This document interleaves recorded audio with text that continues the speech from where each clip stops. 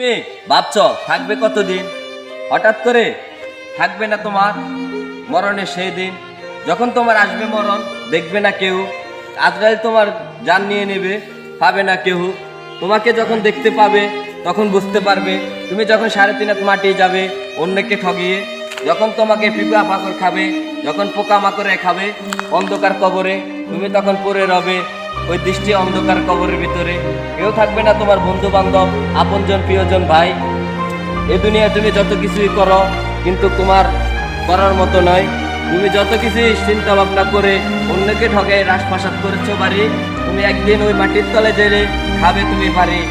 এটা তোমার সত্যি কথা জানতে হবে। তাই আমরা অনেক কিছু করতে চাই কিন্তু আপন মানুষগুলোকে বলতে চাই না, ঠকাই যাই। এটা মানুষ বলতে চায় কি করিলাম হায়, আমরা একদিন এই দুনিয়া ছেড়ে চলে যাব অন্ধকার কবরের দুনিয়ায় ভাই। ওই দুনিয়ায় অনেক কিছু রয়ে যাবে, সবই আমাদেরকে ওই দুনিয়ায় রাখবে, খাতা বালিশ ছাড়া সবই।